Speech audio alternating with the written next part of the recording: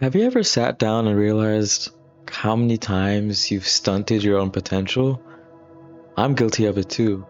Why do so many people do that? Why do we look at someone better at us, at whatever it may be, and we just go, oh, they're just too good. They have too much raw talent. I could never reach that level. At least when it comes to sports, and all I can speak on is basketball because I follow the NBA a lot. We respect the grind. We know that athletes spend thousands of hours sweating in the gym. But the moment we look at a STEM field or a creative discipline, we treat greatness like it's a genetic lottery. And don't get me wrong at all, genetics help a lot. Luck is a huge factor.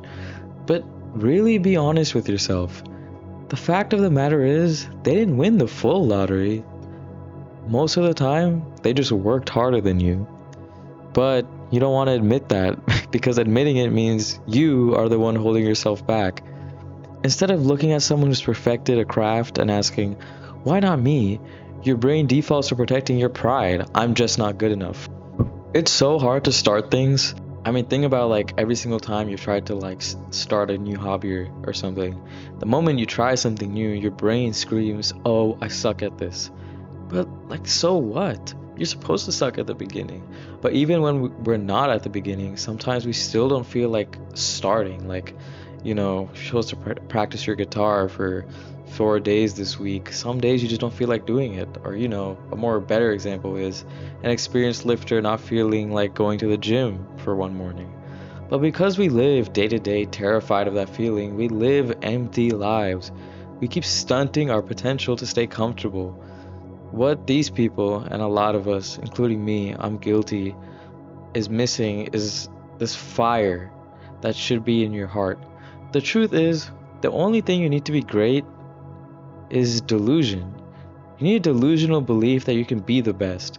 You need to look at the hardest, tallest mountain in the world and think, yeah, I can climb that. That fire is what gets you through the front door. And don't mistake it with motivation. Motivation is short term.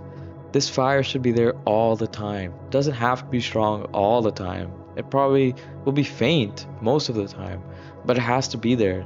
Then, whenever you have motivation, it kind of just sparks and makes a whole forest fire, if you will. You kind of start running into a problem here though, because the very same ego that gave you the confidence to start to pursue something is probably the exact same thing that will prevent you from winning. What's the secret to beating a boss you've died to 50 times for those people who've played, any Souls-like or any difficult game, Hollow Knight, whatever it may be?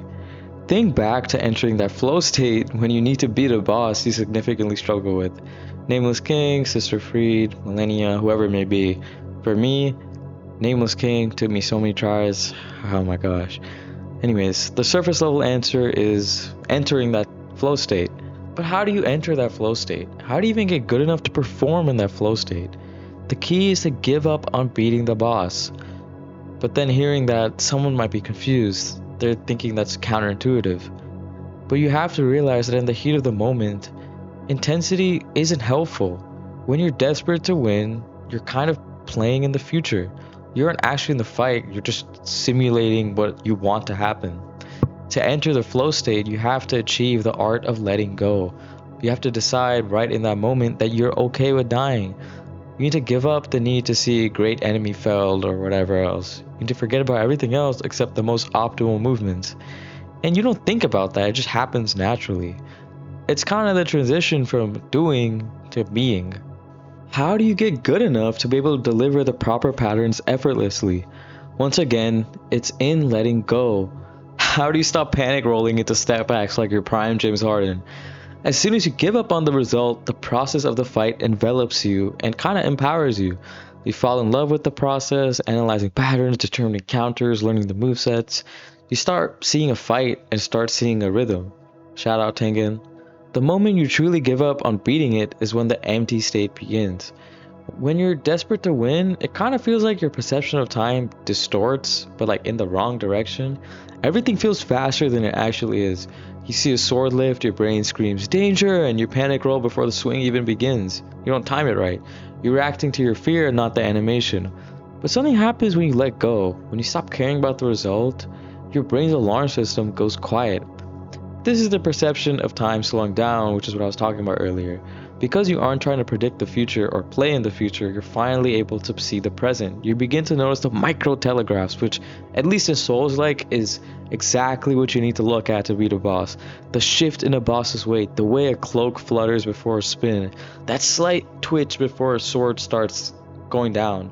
You realize that a move you once thought was instant actually has a 40 frame, 60 frame window. You aren't getting faster, the world is just finally moving at its actual speed. This is like the best way I could describe the moment when you beat a boss you've been struggling with. If you couldn't tell already, this isn't just about any difficult video game or whatever else. It's a blueprint for life in general. It's a blueprint for anything we do. It's a blueprint for how we fail at everything that matters. In a world obsessed with results, we've forgotten how to actually just be within the work. It's even worse in this era of social media where everyone is flaunting results but not the work put into it. You'll go look at something on LinkedIn where someone, I don't know, gets a FANG offer or something, and you just go, oh, he's lucky. Think about the last time you tried to learn a difficult skill. Maybe it was coding, an instrument, a new language, whatever it may be. Most people quit within the first month. And if you be so for real, most people don't even get to that point. But why? Because they're so obsessed with the result, the dream of being a pro, that the reality of being a noob feels like a personal insult. This is why 95% of people quit their YouTube channel, even when it's in its baby early stages. This is even made worse in this era where we have every possible worst way to exhaust dopamine at our fingerprints. Why do something you suck at, which inherently makes it boring, instead of something like doom scrolling or whatever? Why do people fail to be consistent with their goals after a certain point? Because they focus on the results, even when they might not be there at the rate they want initially. That's my whole point. People stare at the peak of the mountain while tripping over the rocks at their feet. They haven't mastered the art of letting go. They're still protecting a version of themselves that's quote unquote too good to fail 50 times in a row. That's how long it took me to beat the Soul of Cinder. I know, kind of embarrassing. They're terrified that if they give up their pride, they'll have nothing left, not realizing that that's what's weighing them down. But look at the common denominator in greatness. Look at the people who actually make it. They embrace failure. They find solace in failure. They learn from failure. Failure is a privilege. They seek out failure because it is one step closer to success. They've replaced the fear of the you died screen with a curiosity for why it happened so they can learn from it. You have to fall in love with learning, with the process, and everyone who succeeded says that. If we go back to the delusional belief before, the delusional belief will get you through the door, but the process is what builds the confidence to sustain it. The hardest part of doing anything, especially keeping up with whatever you're trying to achieve, is sustaining the consistency and constantly practicing it. So, once you can fall in love with the process, and once you can get delusional enough to believe in yourself, the world will shine and feel like yours to take. You become unbeatable, untouchable, because you no longer have anything to lose. When you watch an NBA player picking apart the defense, tween, cross, step back, spin, doing these things on autopilot, there's a specific look to it. I mean, Jalen Brunson, reigning finals MVP, is the best example when you watch his highlights. Or, even no-hit players in something like Elden Ring. There's a specific look to a player who has mastered that sort of state. When you watch someone dodge millennia without even looking at their own health bar, you aren't watching, quote-unquote effort. You're watching the kind of absence of effort. A lot of people who are seemingly happy, rich, and successful in their own eyes still feel a bit of emptiness inside. Most of us spend our lives being terrified of being quote-unquote empty. We fill our days with noise, our careers with, seeking prestige or status, and our hobbies with the need for validation. Look at the state of someone who's perfected something like Jalen Brunson. A mathematician isn't thinking about the relief of finding a solution or a proof all the time. They've given up themselves to become the work, to become enveloped in the work. The world doesn't belong to the most talented or the most intense. It belongs to the person who can stand in front of any challenge, any mountain, any fog gate, knowing they might fail another 50 times and enter anyways, believing in themselves that eventually they will win, and forgetting about the result. To achieve greatness, you must have the ultimate ego, but to perform greatness, you must have no ego at all. Well, what does all this actually mean for you? What can you take away from this video? It means something that completely turned my life upside down when I finally realized it. Anyone can be great, and I need you to really internalize that. Think about that, let that sink in. Anyone.